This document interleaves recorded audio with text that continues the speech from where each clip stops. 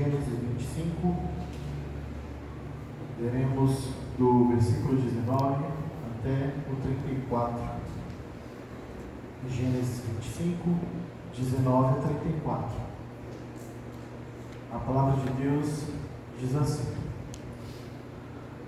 esta é a história da família de Isaac, filho de Abraão. Abraão gerou Isaac, o qual aos 40 anos se casou com Rebeca, filha de Betuel, arameu de Padã Aram, e irmã de Labão, também arameu. Isaac orou ao Senhor em favor de sua mulher, porque era estéril. O Senhor respondeu à sua oração, e Rebeca, sua mulher, engravidou. Os meninos se empurravam dentro dela, pelo que disse: por que está me acontecendo isso? Foi então consultar o Senhor. Disse-lhe o Senhor: duas nações estão em seu ventre, já desde as suas entranhas 2 povos se separarão. Um deles será mais forte que o outro, mas o mais velho servirá ao mais novo. Ao chegar a época de dar à luz, confirmou-se que havia gêmeos em seu ventre. O primeiro a sair era ruivo e todo o seu corpo era como um manto de pelos. Por isso lhe deram o nome de Esaú. Depois saiu seu irmão, com a mão agarrada no calcanhar de Esaú, pelo que lhe deram o nome de Jacó. Tinha Isaac 60 anos de idade quando Rebeca os deu à luz. Os meninos cresceram. Esaú tornou-se caçador habilidoso e vivia percorrendo os campos, ao passo que Jacó cuidava do rebanho e vivia nas tendas. Isaac preferia Esaú, porque gostava de comer de suas caças. Rebeca preferia Jacó. Certa vez, quando Jacó preparava um ensopado, Esaú chegou faminto, voltando do campo, e pediu-lhe: dê-me um pouco desse ensopado vermelho aí, estou faminto. Por isso também foi chamado Edom. Respondeu-lhe Jacó: venda-me primeiro o seu direito de filho mais velho. Disse Esaú: estou quase morrendo. De que me vale esse direito? Jacó, porém, insistiu: jure primeiro. Ele fez o juramento, vendendo o seu direito de filho mais velho a Jacó. Então Jacó serviu a Esaú pão com ensopado de lentilhas. Ele comeu e bebeu, levantou-se e se foi. Assim Esaú desprezou o seu direito de filho mais velho. Vamos orar mais uma vez ao Senhor?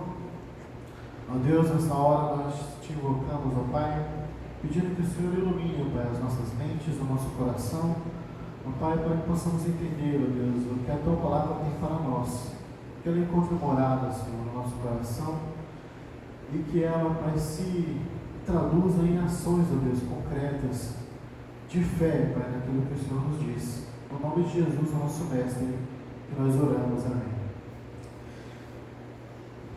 Deixa eu ver se está passando.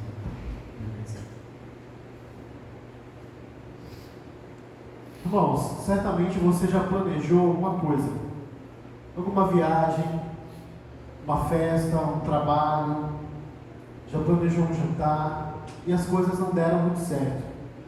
E aí você ficou, pode voltar. E aí você ficou bem emburrado, bem triste, bem chateado, porque as coisas são assim de fato, né? Elas saem do nosso controle.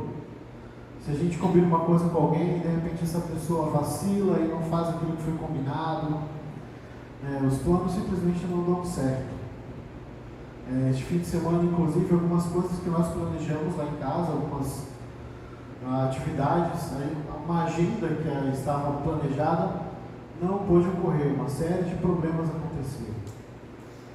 E a vida é assim, e nós ficamos muito, mas muito chateados mesmo quando as coisas dão errado. Com Deus, porém, não é assim. O Senhor, Ele é infalível, não só na maneira de amar, como a gente cantou, mas também Ele é infalível nos seus planos. Tudo que Ele planeja, Ele realiza. Tudo, absolutamente. Inclusive, mesmo quando aqueles envolvidos no seu plano, que somos nós, seres humanos, nós falhamos. E falhamos às vezes completamente. E ainda assim, o Senhor continua com seu plano infalível, em curso, e vai realizar aquilo que Ele havia proposto desde o início. Nada o abala. Por quê? Essa fica a questão. Deus cumpre o seu plano apesar de nós, esse é o nosso tema hoje. E a pergunta é, por quê? Por que Ele cumpre? Qual é a razão? E nós temos dois motivos, irmãos. O primeiro é que Ele dirige a nossa história. Ele mesmo é o diretor. Ele mesmo conduz a história nas suas mãos. E o segundo motivo que a gente vai ver nesse texto é porque Ele também é o soberano, mesmo quando pecamos. Ele permanece soberano. Ou seja, os nossos pecados não o abalam. Eles não mudam em nada o curso dos planos. E isso é uma coisa muito interessante, a gente vai ver isso na vida dos patriarcas. Irmãos, o Senhor dirige a nossa história. E o Senhor dirigiu a história de Abraão, dirigiu a história de Isaac, seu filho, o filho da promessa. Abraão, só para a gente recapitular, ele teve um filho com uma concubina, numa combinação, numa ideia da sua esposa, de gerar um filho por meio de Agar, porque Agar era uma moça jovem, não era estéril, e era serva de Sara, e Sara resolve dar uma ajudinha a Deus, e fazer com que Abraão tivesse um filho, como Deus havia prometido, como se Deus precisasse de ajudinha. E Abraão então tem Ismael de Agar, mas o Senhor depois já aparece e diz: olha, não é Ismael que vai herdar as promessas que eu te faço. As promessas que Deus havia feito a Abraão de um grande nome, uma grande descendência e uma grande terra. Não seria Ismael, seria alguém gerado de Sara, estéril.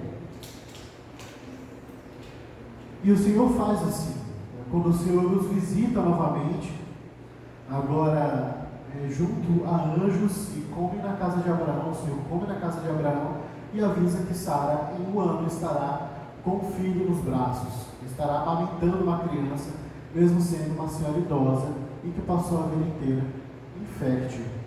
Então nasce Isaac.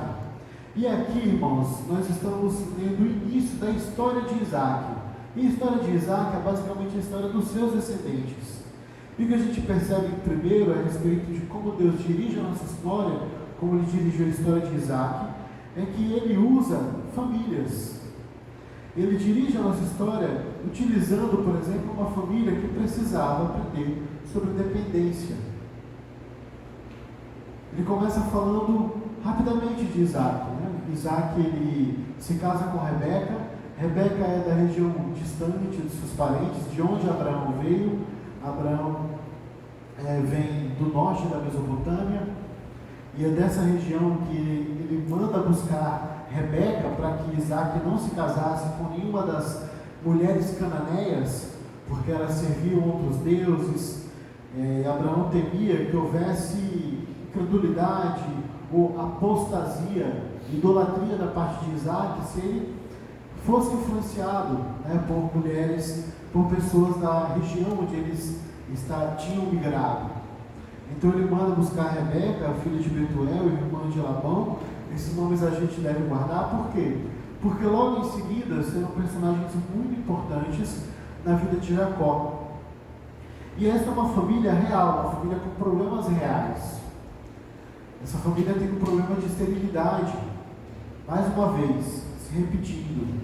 Assim como foi com Sara, também Rebeca é estéril. Mas aqui é uma diferença. Isaac já melhora um pouco com relação ao seu pai. O seu pai, em momento nenhum, Abraão, a palavra nos menciona que Abraão buscou a Deus, pedindo a Deus para que Sara deixasse de ser infértil.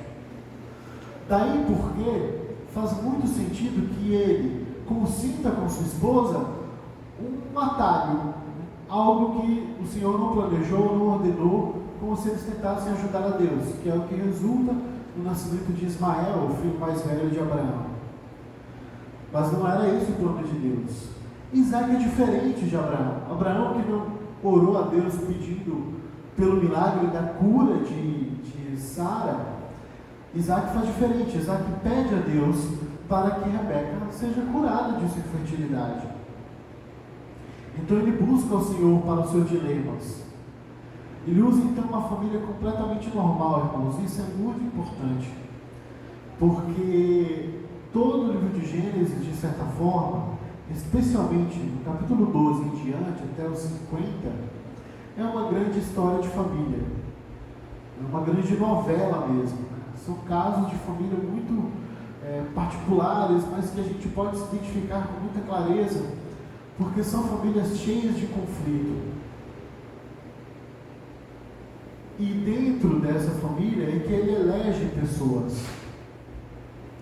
Ele dirige a história não só usando famílias cheias de conflito, cheias de dilemas, mas ele também elege dentro delas as pessoas que ele vai salvar e que ele vai utilizar para os seus propósitos eternos.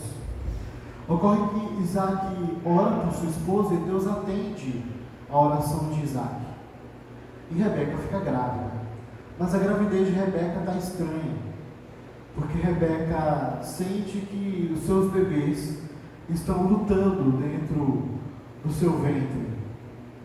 E ela vai buscar o Senhor, como ela deve ter aprendido com o seu marido, que se tem um dilema, se tem algum problema, coloque diante do Senhor. Não procure atalhos, procure primeiro ouvir o que é que o Senhor tem para te dizer. E aí sim, você faz conforme a palavra dele. E ela busca o Senhor e o Senhor lhe dá uma resposta em forma de profecia, dizendo que no ventre dela havia 2 nações, e que elas já iam nascer separadas. Os irmãos eram rivais. E o pior, o Senhor iria subverter a ordem social da época, em que os mais velhos herdavam a liderança do clã, herdavam o dobro da herança entre todos os seus irmãos, ganhava todo o prestígio que era do pai. Aí é que o Senhor diz: olha, os dois irão ser rivais, uma nação será mais forte que a outra, e o mais novo será servido pelo mais velho. O mais novo será mais forte que o mais velho. Então Rebeca guarda essa palavra, e aí chega a época de dar à luz, e as crianças, quando nascem, elas nascem de maneira muito particular. São gêmeos bastante diferentes também na sua aparência. Um nasce peludo, e isso, por que Moisés quer ressaltar os pelos de Esaú, o menino peludo e ruivo? Porque ele quer indicar que aquilo que o seu nome significa, Esaú significa peludo, fala muito da personalidade dele, de como ele era um homem animalesco, de como ele era impulsivo, de como ele era impetuoso. Nomes, irmãos, a palavra de Deus tem muito essa função de muitas vezes profetizar, adiantar aquilo que aquela pessoa será, ou manifestar um desejo, né? Alguns nomes, como Caim, por exemplo, Eva dá este nome ao seu filho, dizendo: alcancei um varão vivo da parte do Senhor. Caim quer dizer vivo. Ela imaginando que aquele então seria o filho prometido para esmagar a cabeça da serpente, sua grande inimiga. Não era, mas era o nome que manifestava o desejo de sua mãe. Noé, por exemplo, recebe um nome que indica descanso, porque o seu pai Lameque tinha esperança de que, olha, com Noé nós descansaremos de nossa labuta, de nosso cansaço. Noé, de fato, foi alguém que, de alguma maneira, prefigurou Cristo. Ele foi alguém importante que Deus usou para manter o seu plano de redenção e de salvação. Mas ainda assim era um nome que guardava uma expectativa, que Noé não cumpriu 100%. Mas alguns nomes na Bíblia, eles na verdade manifestam características que vão acabar se concretizando ao longo da vida do personagem. E é o caso aqui dos 2 irmãos gêmeos que nascem brigando um com o outro. Esaú é peludo, Esaú é animalesco. Jacó é ganancioso, e o seu nome rima com calcanhar, porque ele nasce agarrado ao calcanhar do seu irmão mais velho, como que estivesse tentando puxar para baixo ele e assumir o seu lugar. Jacó também significa esperto, astuto, enganador, gente que tira vantagem, malandro, adiantando muitos dos pecados que Jacó ainda vai cometer na vida. Então eles denunciam uma coisa muito importante a respeito de eleição. Eleição, irmãos, é uma verdade bíblica. A gente não pode contorná-la. Eleição é uma verdade bíblica. E aqui o Senhor está demonstrando que Ele elege, apesar dos graves defeitos de quem Ele elege. Porque quando Ele faz essa descrição de que um é animalesco, um vai ser alguém impulsivo, completamente intempestivo e faz as coisas sem pensar, de maneira estúpida, o outro é frio, calculista, outro enganador. Quem então tem moral para chegar diante de Deus e dizer: Senhor, escolhe a mim? Nenhum dos dois. Dois já nascem com vários defeitos de fábrica. Mas o Senhor elege um, o Senhor elege o mais novo. E é isso que aprendemos com essa verdade. Viver na dependência de Deus, irmãos, exige paciência para longos períodos de espera. Isaac esperou 20 anos. Foram 20 anos orando por um propósito. 20 anos orando pela fertilidade da sua esposa. Irmão, será que nós conseguimos passar tanto tempo à espera de uma resposta de oração? À espera de um grande pedido que seja atendido? O Senhor quer de fato testar a nossa paciência, nos provar, fazer com que a gente aprenda a resiliência, aprenda a depender dEle, mesmo quando Ele fica em silêncio por longos e longos anos. A gente também aprende que a eleição é uma verdade bíblica. É uma verdade porque Malaquias 2, Romanos 9, vai nos dizer o seguinte: que o Senhor amou Jacó e odiou a Esaú, rejeitou Esaú.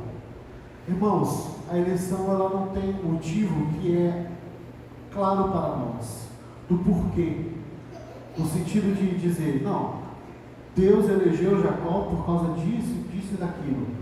A gente não tem como falar nada a respeito disso, apenas de dizer, o Senhor escolheu Jacó. Jacó é que vai ser aquele que vai dar continuidade às promessas feitas a Abraão, confirmadas a Isaac. Agora vai ser o seu filho mais novo, não mais velho. Deus subvertendo a ordem social, pegando aquele que não era e colocando no lugar daquele que deveria ser. E vai manter o seu plano de redenção. Não em Esaú. A gente vai ver isso. Se você ler toda essa porção de Gênesis que conta a história dos filhos de Jacó, você vai ver que eles são tratados de maneira diferente pelo Senhor.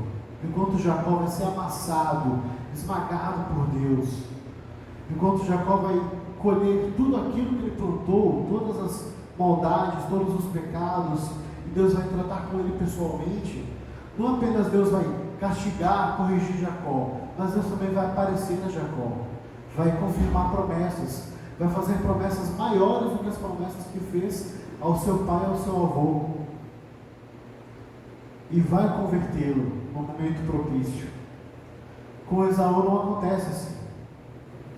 Esaú simplesmente parece que Deus é diferente, e Esaú também é diferente a Deus.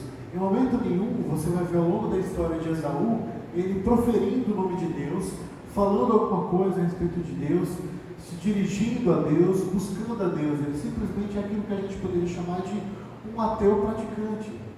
Na prática ele era como alguém que não cria, confirmando a sua não eleição. Mas o que é claro aqui, irmãos, é que a eleição não tem nada a ver com nenhuma virtude que qualquer um deles tivesse. Porque se um era estúpido e impetuoso, o outro era frio, o outro era ganancioso. E aí, por que a gente pode dizer que a segunda verdade, se a primeira é que o Senhor dirige a nossa história, de que tudo que está acontecendo na vida de Jacó, de Esaú, de Isaac e de Rebeca, está sendo dirigido por Deus naquilo que a gente chama na teologia de decretos eternos. De que Deus, irmãos, Ele já dirigiu, Ele já determinou tudo o que há de acontecer. Mas ao mesmo tempo, Ele resguarda que os seres humanos mantenham-se responsáveis por seus atos. É um mistério, é um paradoxo. Deus não é autor do pecado. Deus em momento nenhum forçou Esaú a não querer um relacionamento com ele. Esaú nunca quis. Embora Esaú quisesse fazer parte da sua família, quisesse a sua bênção quando ele se arrepende daquilo que ele fez, mas ele não foi forçado a não querer ter relacionamento com o Senhor, nem foi forçado a rejeitar o seu direito de filho mais velho, o direito de primogenitura. A gente vai ver então que o Senhor continua soberano mesmo quando pecamos, mesmo quando parece que nós colocamos a vida fora dos trilhos que Deus havia determinado. A questão não é que Deus escreve certo por linhas tortas. A questão é que até as linhas tortas fazem parte do plano de Deus. E isso é uma realidade também na nossa vida. Mas vejamos na vida deles primeiro. Primeiro ponto, e o primeiro pecado, os dois primeiros pecados que nós identificamos aqui, são pecados de seus pais. Nasce e crescem Esaú e Jacó. Esaú se torna um caçador perito, um homem do campo, do ar livre, um homem da atividade física, um homem que gostava de caçar, um homem que gostava de guerra, gostava de armas, mas também era um homem grosseiro, um homem imediatista, que só pensava ali no presente, tinha uma visão muito curta, nunca via além. Um homem profano, que faz pouco daquilo que é sagrado, faz pouco daquilo que é importante. O seu irmão, porém, não é muito melhor que ele. O seu irmão, ele é pastor, ele é um cuidador de rebanhos, então aí já dá para perceber que quase que o Esaú é aquilo que a gente poderia chamar hoje de um playboy, um filho de papai, alguém que, em vez de estar cuidando dos rebanhos de Isaac, que era o trabalho da família, aquilo que fazia Isaac prosperar, ele preferia estar caçando por aí com seus comparsas, seus companheiros. Jacó não, Jacó é o homem da casa, Jacó é o homem dos negócios do pai. Ele cuida do rebanho, ele é das tendas, ele é doméstico, ele faz trabalhos domésticos, ele é delicado, ele é civilizado.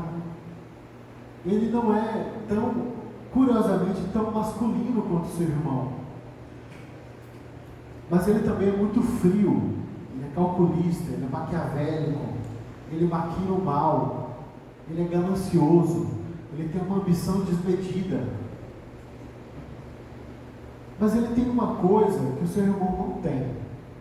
Ele sabe que a bênção do filho mais velho está relacionada à promessa que o seu avô Abraão recebeu e que seu pai Isaac recebeu. E que aquele que recebesse essa mesma bênção e promessa também teria comunhão com o Deus de seu avô e seu pai.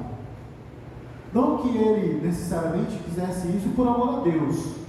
A gente não está falando aqui de um Jacó convertido ainda, mas de um Jacó ímpio, um Jacó que maquina o mal ainda. Mas que, diferente de seu irmão, ele tem uma visão de longo prazo. Ele percebe que há um valor na bênção, muito maior do que o valor material. Mas aí, para piorar, esta rivalidade, ela não ficou só entre os irmãos.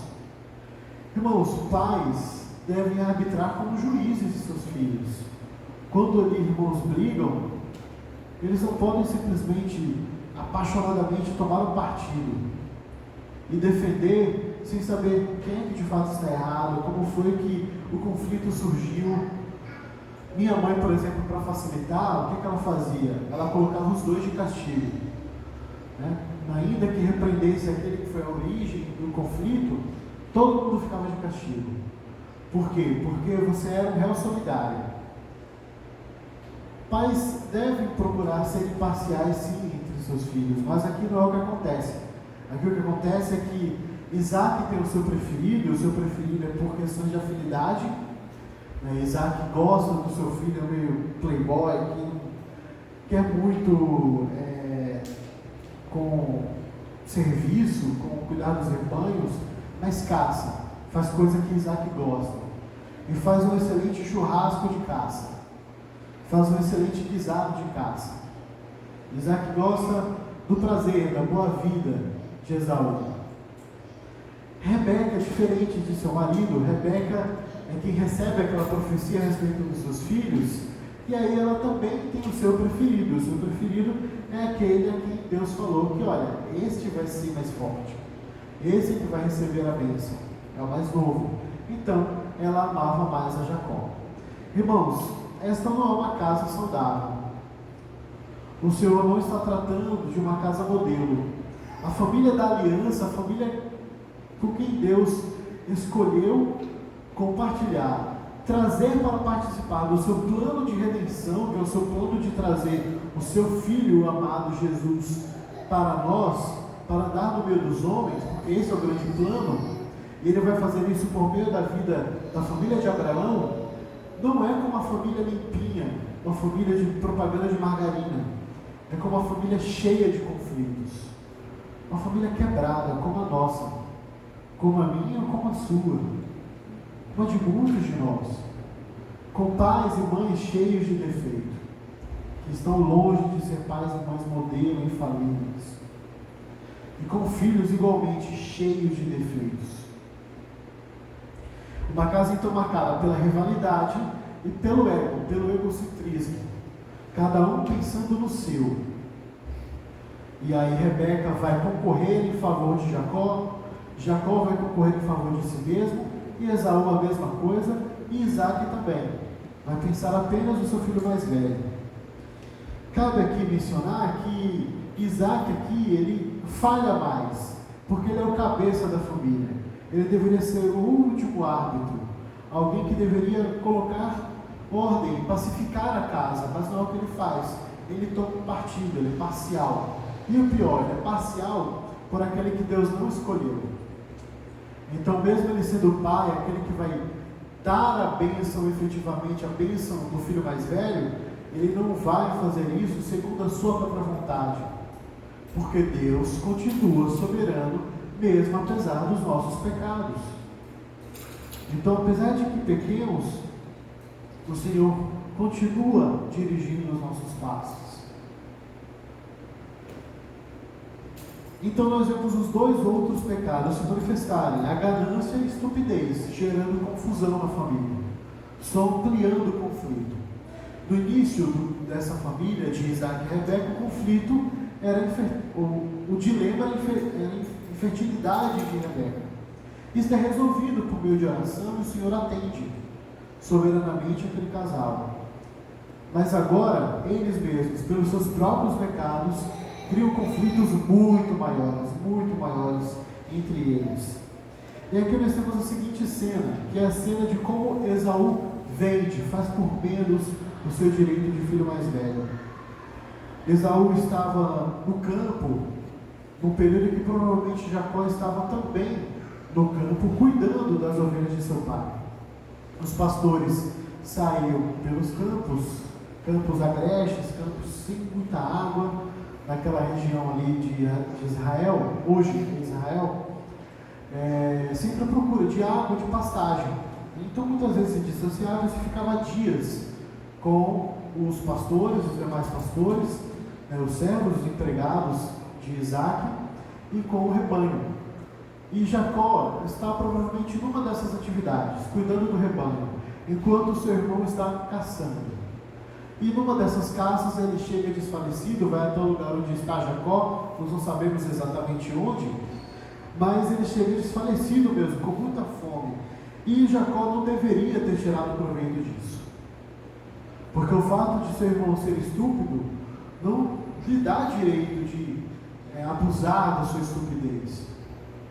Mas não é o que acontece. E aqui nós percebemos que Jacó então valoriza muito o direito de primogenitura, o direito de filho mais velho, muito além da herança material. O que esse direito, irmão, significava? Na antiguidade, ali do Antigo Oriente Médio, o filho mais velho recebia o dobro do que os demais filhos recebiam. E quando só havia 2 irmãos, muitas vezes ele recebia tudo e o outro irmão praticamente nada. Era uma situação então bem ruim ser irmão mais novo quando se era dupla. Então Jacó, o que ele faz? Ele aproveita o pedido do irmão, que é um pedido só de um prato de comida, uma coisa simples mesmo. E Moisés aqui, como nosso narrador, ele quer nos demonstrar isso. O quão barato foi o direito de filho mais velho, o direito à bênção. Esaú enxergava, porque foi muito barato o preço pelo qual ele vendeu. Mas Jacó sabia muito bem. E o que Jacó faz é aproveitar a miséria do seu irmão ao fazer uma proposta absurda. Vende-me primeiro o seu direito de filho mais velho, e aí eu te dou um prato de comida. E a resposta de Esaú é a resposta de alguém que profana a coisa sagrada, de porcos que pisam em pérolas, que não sabem o valor delas. Esaú não tinha o menor valor na sua mente daquilo que significava aquela bênção, aquele direito de primogenitura. Aliás, ele até pensava que bênção e direito de primogenitura, direito de filho mais velho, eram coisas diferentes, mas não eram. A partir do momento em que ele vende aquele direito ao seu irmão, ele está abrindo mão de tudo a respeito de ser o filho mais velho. Então, no dia que chegasse, que seu pai tivesse que dar a bênção para o seu primogênito, o seu filho mais velho, não, Esaú já não teria mais direito. Então ele diz, do que vai me servir agora, nesse momento, imediatamente, a bênção, o direito de filho mais velho, se eu estou prestes a morrer de fome? E aí ele vende ao seu irmão. Por isso que o narrador é muito categórico em terminar o texto assim. Assim Esaú desprezou o seu direito de filho mais velho. Desprezou. Ele pisou nas pérolas. Ele profanou. Fez pouco caso. Quando ele faz pouco caso da bênção que seu pai Isaac queria lhe dar, ele faz pouco caso do próprio Senhor. E aqui ele nos indica, confirmando aquilo que Deus havia dito para Rebeca. Esaú é uma semente rejeitada, Jacó é uma semente eleita. E nada tem a ver com o caráter de nenhum dos dois, mas com a livre e soberana eleição da parte de Deus, de que colocou alguma semente de fé no coração de Jacó e no poço de Esaú.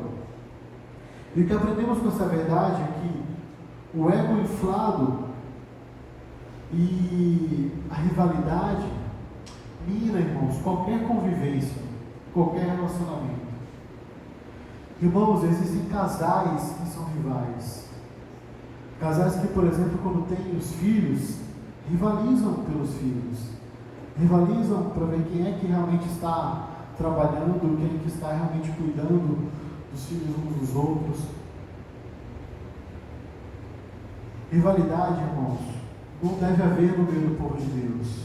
O Senhor substitui rivalidade por solidariedade, por cooperação. E isso começa em casa. Começa com nós entendermos que o problema do outro, a necessidade do outro também é um problema nosso. E a felicidade do outro, o sucesso do outro também é uma felicidade nossa. O imediatismo também é um problema, ele cega a visão. E ele nos mostra que nós não temos fé alguma. Assim como Esaú não tinha fé. Esaú estava pensando ali só no imediato, na fome que ele precisava placar. E a ganância também não é boa. A ganância faz a gente passar por cima dos outros, como Jacó fez. Irmãos, a eleição de Jacó não justifica nada de errado que ele fez. E é por isso que o Senhor vai fazer ele prestar contas, vai fazer ele sofrer, ser esmagado, até o momento de ser convertido e voltar para a sua terra para pedir perdão ao seu irmão e devolver aquilo que ele roubou. Por quê? Porque não é assim que o Senhor deve executar, Ele quer executar o seu plano. Não é por meio de jeitinho, por meio de atalho, como Jacó vai fazer depois ao enganar o seu pai. Não é desse jeito. E por último fica essa pergunta: qual prato de lentilha tem sido para nós sedutor bastante, que tem nos feito trocar as bênçãos celestiais que Jesus promete por eles? Pelo que trocamos Jesus hoje? Porque Ele é a nossa bênção. Nele estão escondidos os maiores tesouros, aquilo que o Senhor promete, vida eterna, ressurreição.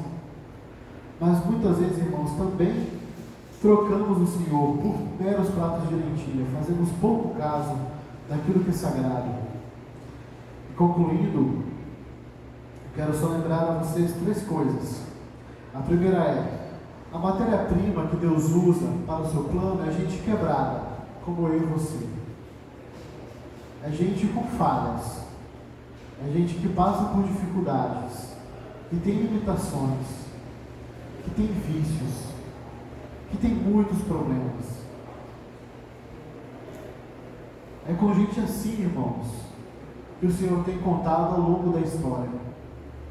Isso para nós deve ser um motivo também de conforto, de saber que mesmo sendo pecadores, mesmo tendo a falha que apresentamos, irmãos, só nós sabemos quantos pecados nós temos que as pessoas nem imaginam.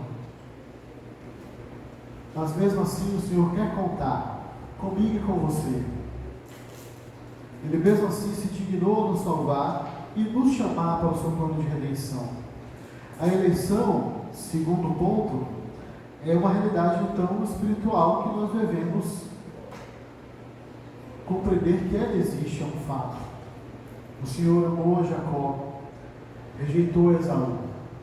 Irmãos, mas esse é o mesmo Deus que diz que de modo nenhum Ele lançará fora aqueles que vão até Ele.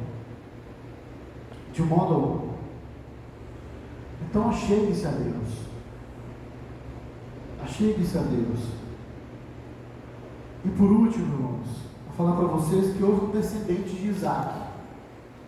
Houve um descendente dele, um descendente de Jacó, que não precisou de nenhum subterfúgio, não precisou de nenhum atalho, não precisou enganar ninguém, nem passar por cima de ninguém, para receber tudo aquilo que estava reservado para ele, todas as promessas que Deus havia feito.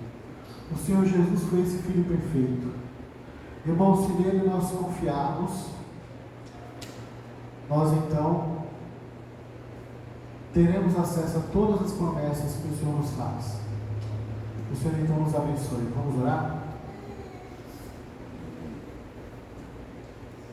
Senhor, nós te rendemos graças a Deus porque o Senhor é soberano, porque o Senhor dirige a nossa história, dirige os nossos passos, porque o Senhor, ó Deus, salva quem quer.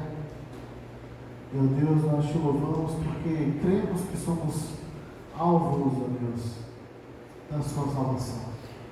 Senhor, aplica essa palavra em nós para que não venhamos a agir nem como Jacó na sua ganância, nem como Esaú na sua estupidez, nem como Isaac e Rebeca na rivalidade, mas que possamos, ó Deus, imitar a Jesus, que é o teu Filho amado, Filho perfeito, Deus, que Ele seja, Senhor, inspiração para o nosso procedimento, Pai. Seja em casa, seja no trabalho, seja na igreja, em qualquer lugar. Em nome de Jesus que nós oramos. Amém. Vamos cantar?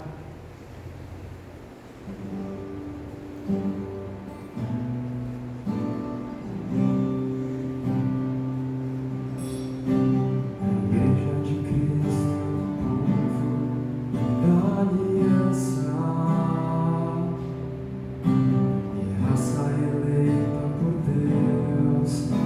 imensa graça e santa nação e reino de sacerdotes e povo exclusivo de Deus, povo chamado a pregar e glorificar a Jesus por toda a vida, e povo que anseia por Deus, povo que espera ao Senhor, e povo que andava em trevas, enfim viu a luz. Glória pra sempre ao Criador, Deus soberano, Rei e Senhor, nós exaltamos de coração e ao Deus bendito que nos deu paz e salvação.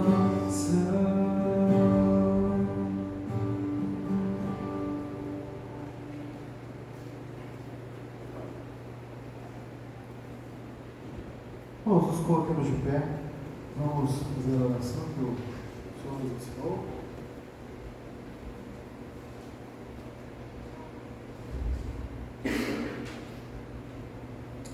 Vamos orar juntos o Pai Nosso.